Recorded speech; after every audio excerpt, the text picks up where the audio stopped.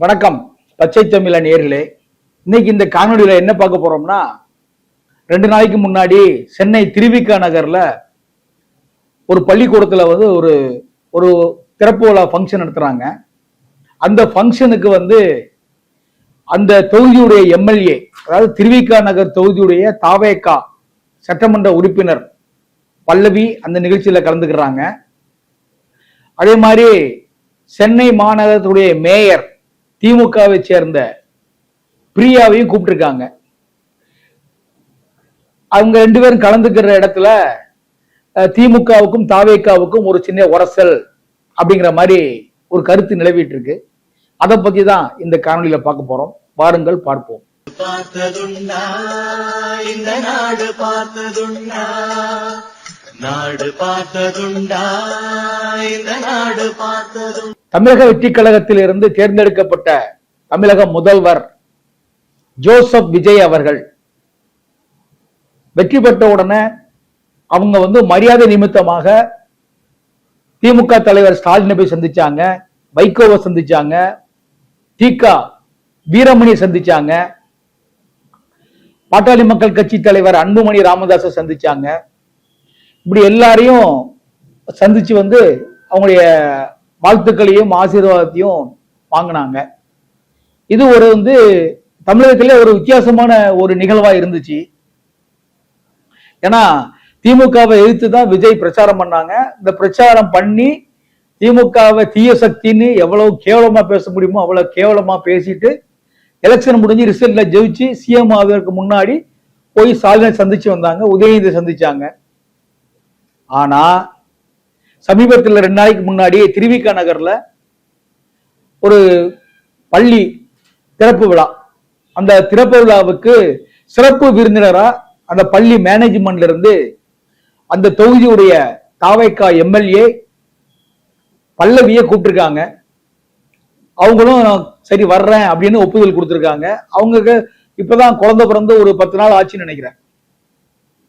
இருந்தாலும் நான் கலந்துக்கிறேன் அப்படின்னு இருக்காங்க. அதே மாதிரி சென்னை மாநகரத்துடைய மேயர், திமுக மேயர் பிரியா இருக்காங்க இல்லையா, அவங்களையும் கூப்பிட்டுருக்காங்க.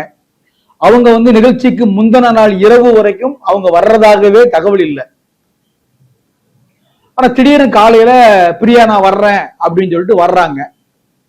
பிரியா முதல்ல போறாங்க, அவங்களுக்கு பின்னாடி அந்த தொகுதியுடைய எம்எல்ஏ பல்லவி பின்னாடி அவங்க கார்ல போறாங்க. உள்ள போன உடனே ஒரு அறையை மேயர் திறந்து வைக்கிறதாகவும், இன்னொரு அறையை பல்லவி சட்டமன்ற உறுப்பினர் திறந்து வைக்கிறதாகவும் இருக்கு.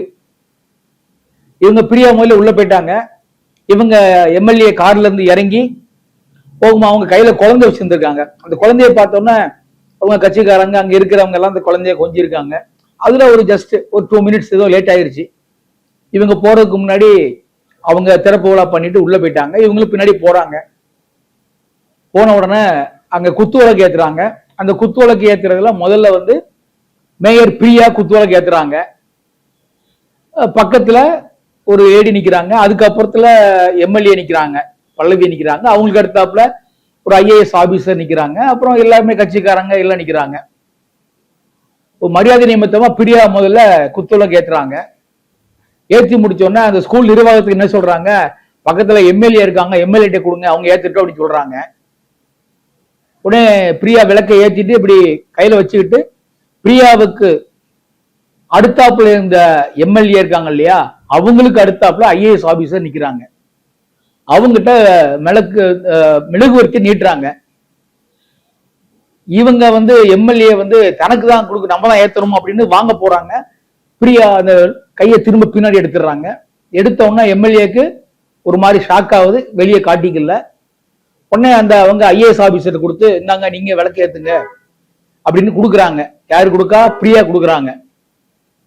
அவங்க இல்லைங்க எம்எல்ஏ ஏத்துட்டோங்கிறாங்க. இவங்க கொடுக்குறாங்க. யாரு? அந்த மெழுகுத்திரியை வாங்கி கொண்ட ஐஏஎஸ் ஆபீசர் பிரியா எம்எல்ஏவை ஏத்துறதுக்கு கொடுக்குறாங்க பல்லவிய. அவங்க வாங்கல. ஏன்னா நம்ம கையை விட்டு போயிடுச்சு, அடுத்தவங்கிட்ட போயிடுச்சு, திரும்ப அவங்ககிட்ட இருந்து வாங்கி நம்ம விளக்கேத்தணுமா? தன்மானம் தடுக்குது. உடனே அவங்க இல்ல அவங்களே ஏத்தட்டும் அப்படிங்கிறாங்க. உடனே அவங்க நீங்க வந்து ஏத்துங்க நீங்க ஏத்துக்குன்னு பிரியா கூப்பிடுறாங்க. அந்த ஐஏஎஸ் ஆபீசர் போய் ஏத்த போறாங்க. அதுக்குள்ள விலகி அங்கிட்டு போயிடுறாங்க. அவங்களுக்கு ஒரு மாதிரி ஷேமா இருந்தா கூட வெளியே காட்டிக்கல, மனசுக்குள்ள இருக்கும்ல. ஒரு பொது நிகழ்ச்சியில குத்துவிளக்கு ஏத்தும் போது ஏத்துறதுக்கு கையை நீட்டுறாங்க, அதை கொடுக்காம அடுத்தவங்கள்ட்ட கொடுக்கும் போது அப்புறம் அவங்களுக்கு அந்த நிகழ்ச்சி அந்த இடத்துல இருந்து எப்படி இருக்கும்? சபை நாகரிகம்னு ஒண்ணு இருக்குல்ல. இருந்தாலும் இந்த தொகுதியோட எம்எல்ஏ அவங்களுக்கு ஒரு மரியாதை கொடுக்கணும், கொடுக்கணுமா இல்லையா? அது இந்த பிரியாவுக்கு தெரியல. யாருக்கு? மேயர் பிரியாவுக்கு தெரியல. ஏன்னா அவங்க வந்து திமுகவுடைய மேயர், இவங்க தாவேக்காவுடைய எம்எல்ஏ. அவங்களுக்குள்ள அதாவது உள்ளுக்குள்ள இருக்கு தாவேக்கா, இவங்க திமுக அப்படின்னு ஒரு உரசல் இருக்கு, வெளியே காட்டிக்க மாட்டேங்கிறாங்க. ஆனா சட்டமன்ற உறுப்பினர் வந்து பெருந்தன்மையோடு நடந்துட்டு அங்க விலகிடுறாங்க இந்த இடத்துல. அதே மாதிரி இது முடிச்சுட்டு உடனே அடுத்த அறைக்கு போறாங்க. அங்கேயும் போய் அங்கதான் ரிப்பன் கட் பண்றாங்க. அங்கேயும் குத்துவிளக்கு ஏத்துறதுக்கு இதே பிரச்சனை வருது. வெளியே வந்தோடனே இவங்க ஒதுங்கிட்டாங்க. அப்படி யாரு? சட்டமன்ற உறுப்பினர் ஒதுங்கி வெளியே வந்துட்டாங்க. இத பார்த்துக்கிட்டு இருந்த பத்திரிகையாளர்கள் பிரியாவை பத்தி கேட்கிறாங்க. என்னங்க இது, நீங்க ஏத்துனீங்க, அடுத்தது இந்த தொகுதியுடைய எம்எல்ஏ தானே விளக்கேற்றணும், குத்துவிளக்கு ஏற்றி வைக்கணும், நீங்க என்னன்னா ஐஏஎஸ் ஆபீசருக்கு கொடுக்குறீங்க அப்படின்னா அவங்க அதை கேட்காம போயிட்டாங்களே, என்ன நினைக்கிறீங்கன்னு கேட்கிறாங்க பிரியாட்ட. இந்த மாதிரி பெரிய புத்திசாலியாச்சே, வாயை திறந்தாங்கன்னா தான் சரளமா வந்து விழும்ல. அவங்க என்ன சொல்றாங்க? இல்ல அவங்களுக்கு புரோட்டோகால் தெரியல, இந்த தொகுதி எம்எல்ஏ பல்லவிக்கு புரோட்டோகால் தெரியல. ஆமா, இந்த அம்மாவுக்கு புரோட்டோகால் ரொம்ப நல்லா தெரியும். முதல்ல புரோட்டோகால்னா என்ன தெரியுமான்னு தெரியலையா அவங்களுக்கு? ஏங்க ஒரு நிகழ்ச்சி, அந்த நிகழ்ச்சியில எல்லாரும் கலந்துகிட்டா குத்துவிளக்கு ஏத்துனா முதல்ல யார் ஏத்துவாங்கன்னா எம்பி ஏத்தணும், எம்பிக்கு அடுத்தது எம்எல்ஏ ஏத்தணும், எம்எல்ஏக்கு அடுத்ததாங்க மேயரே ஏத்தணும், அதுக்கு அடுத்தது ஐஏஎஸ் ஆபீசர்ஸ் யாரையாவது ஏத்தலாம். இந்த மேயர் பிரியா முந்திரி கொட்ட மாதிரி நம்ம இவங்க தான் சீஃப் கெஸ்ட் மாதிரி நினைச்சுக்கிட்டு வாங்கி படகுடன் ஏத்திட்டு அவங்ககிட்ட கொடுக்காம அங்க கொடுக்குறாங்க. முதல்ல புரோட்டோகால் என்னன்னு மேயர் பிரியாவுக்கு தெரியணும். அவங்களுக்கு அதுல புரோட்டோகால் என்னங்கிறத கூகுள்ல போய் பார்த்தா தெரியும், போய் பார்க்க வேண்டியதானே. இது வந்து ஒரு பெரிய சர்ச்சையாகி சமூக வலைத்தளங்கள் ஃபுல்லா இன்னைக்கு எல்லாமே நேரத்துல இருந்து போயிட்டு இருக்கு.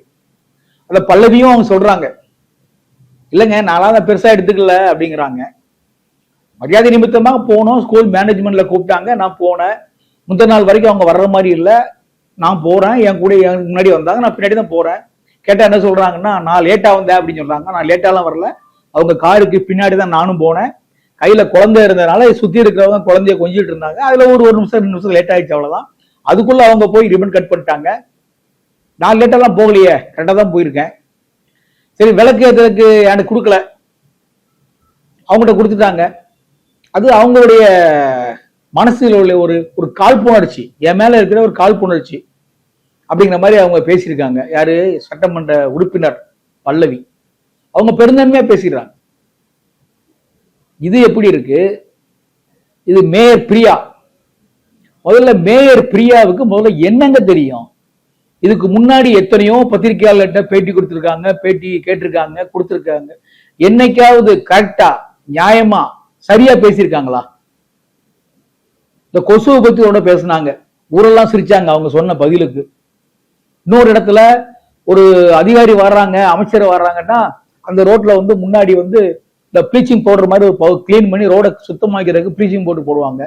அதுல ஏதோ ஒரு ஊழல் நடக்க, அந்த ப்ளீச்சிங் பவுடர்ல அது மைதா மாவு, அதை பத்தி ஒரு நிருபர் கேட்கிறாரு.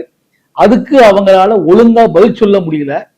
விட்டா போன்னு தலைவலிக்க ஓடி போய் கார்ல ஏறி போயிட்டாங்க. இதே மாதிரி பல சம்பவங்கள் இருக்கு. நிகழ்ச்சிக்கு வராம இருந்த நீங்க முந்தின நாள் இரவு வரைக்கும் நீங்க நிகழ்ச்சிக்கு வர்றதா இல்ல, திடுதுப்புன்னு வர வேண்டிய அவசியம் என்ன? ஏன்னா நீங்க பிரியா யாருடைய கண்ட்ரோல் இருக்காங்க எல்லாத்துக்கும் தெரியும். சேகர்பாபுடைய கண்ட்ரோல்ல பிரியா இருக்கிறாங்க. சேகர்பாபு கண் அசைச்சாதான் அந்த அம்மா வேலை செய்வாங்க, பேசுவாங்க. இல்லைன்னா அவங்க வேலை செய்ய மாட்டாங்க. நீ பேசு அப்படி சொன்னா அதுக்கப்புறம் தான் பத்திரிகையாளர்கிட்ட பேட்டி கொடுப்பாங்க. அதை எத்தனையோ நம்மளே பார்த்திருக்கோம். ஏன்னா பிரியாவுடைய அந்த ஆணையிடுற இது வந்து சேகர்பாபு கையில இருக்கு. என்ன சொல்றாங்க, ரிமோட் அவர் கையில இருக்கு, அவர் ரிமோட் அங்க அமுக்குனா தான் இவங்க வேலை செய்வாங்க. அப்ப இவங்க தான் அன்னைக்கு முந்தின நாள் நீ போ, இந்த மாதிரி பண்ணு, இந்த மாதிரி ஒரு பிரச்சனையை செய்யி அப்படின்னு இந்த மாதிரி குறுக்கு பூத்தி எல்லாம் அவருக்கு தான் வரும்.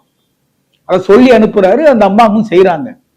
சரி, சொல்றவங்க சொன்னாலும் கேட்கிறவங்களுக்கு எங்க புத்தி போச்சு? நான் முதல்ல சொன்னேன் இல்லையா, முதல்வர் விஜய் மரியாதை நிமித்தமா எல்லாருமே சந்திச்சாங்க, போனாங்க, வந்தாங்கன்னு சொன்னோம்ல, அது ஒரு கேட்டசி போயிட்டு வந்துட்டாங்க. பிரியா இன்னை வரைக்கும், இந்த நொடி வரைக்கும் ஒரு மாநகரத்தோட மேயர், அவங்க தமிழகத்துடைய முதல்வரை ஒரு அப்பாயின்மெண்ட் வாங்கி நீ மரியாதை நிமித்தமா போய் பார்க்கணுமா இல்லையா? நீங்க இதுவரைக்கும் போய் பார்க்கல. அப்படி என்ன விரோதம்? இல்ல விஜய் உங்க வீட்டு சொத்தை எதுவும் அபகரிச்சுட்டாரா? இல்ல உங்களை ஏமாத்தி எதுவும் நகையெல்லாம் பறிச்சுட்டு போயிட்டாரா? ஏங்க, அவர் தமிழ்நாட்டோட முதல்வர், 8 கோடி மக்களுக்கு முதல்வர், உங்களுக்கும் சேர்த்தா அவங்க முதல்வர். அவரே இறங்கி தீய சக்தி திமுக சொன்ன உங்க தலைவரை பார்த்துட்டு வந்தார்ல, உங்களுக்கு என்னங்க பிரஸ்டீஜ்? ஏன் உங்களோட ரிமோட் ஆன் ஆகலையோ? சேகர் பாபு உங்களுக்கு கட்டளையிடலையா? அவரு கட்டளையிடுறதுக்கு நீங்க, அவர் யாருங்க? நீங்க ஒரு மேயருங்க, அது ஒரு சாதாரண எம்எல்ஏ தான். இது நீங்க புரோட்டோகாலை பத்தி நீங்க பேசுறீங்க. அந்த எம்எல்ஏ பல்லவி ஏதோ அமைதியா இருக்க போய், சாந்தமா இருக்க போய், அமைதியா பெருந்தன்மையோட அந்த இடத்த விட்டு விலகி போயிட்டாங்க. இதே இடத்துல வேற யாராவது இருந்திருந்தா, ஒண்ணு இல்ல, கொளத்தூர்ல ஸ்டாலினை எழுத்து நின்னார்ல பாபு, பிஎஸ் பாபு, அவரு அந்த இடத்துல இருந்து இந்த மாதிரி ஒரு நிகழ்வு நடந்திருந்தா உங்களை விட்டுருப்பாங்க? பாபு விட்டுருவாரு? அங்க வேற ஏதோ நடந்திருக்கும். நீங்க இவங்க பல்லவி அமைதியா இருக்காங்கிற ஒரே எண்ணத்துல நீங்க உங்களுடைய விளையாட்டு அங்க காமிக்கிறீங்க. ஆனா இதுக்கெல்லாம் கூடிய சீக்கிரம் முதல்வர் விஜய் மேயருக்கு கண்டிப்பாக ஏதாவது ஒரு பிரச்சனை பண்ணணும். பிரியா மேயரா தேவையில்லை, சென்னை மாநகரத்துக்கு பிரியா தேவையில்லை. ஏங்க, நீங்க ஒரு கவுன்சிலராக தேர்ந்தெடுக்கப்பட்ட கவுன்சிலர் தான் உங்களை தேர்ந்தெடுத்திருக்காங்க மேயரை. ஆனா அவங்க அப்படி இல்ல, பல்லவிய அந்த தொகுதியுடைய ஆயிரக்கணக்கான மக்கள் வாக்களிச்சு அவங்கள தேர்வு செஞ்சிருக்காங்க. சொல்லப்படி பார்த்தா அவங்களுக்கு நீங்க தாங்க மரியாதை கொடுக்கணும். நீங்க சொற்பம் கவுன்சிலராக தேர்ந்தெடுக்கப்பட்ட ஒரு ஆள் நீங்க மேயர், அவங்க அப்படி கிடையாது. மக்களால் தேர்ந்தெடுக்கப்பட்ட பிரதிநிதி, அவங்களுக்கு கொடுக்க மரியாதை நீங்க தெரியல. ஸ்கூல் மேனேஜ்மெண்டே அந்த எம்எல்ஏ மன்னிப்பு கேட்கறாங்க, சாரிமா நான் அப்படி எதிர்பார்க்கல, அவங்க வருவாங்கன்னு எதிர்பார்க்கல, திடீர்னு வந்துட்டாங்க, மெழுகுத்திரி ஏத்துறதுக்கு நான் உங்களையும் கூப்பிடுறேன், ஆனா அந்த அம்மா அதுக்குள்ள அங்க கொடுத்துட்டாங்க, எதுவும் நினைச்சுக்கிடாதீங்க அப்படின்னா. இதுல என்னங்க இருக்கு? அவங்க மனசுக்குள்ள ஏதோ ஒன்று நினைச்சிட்டு இருக்காங்க.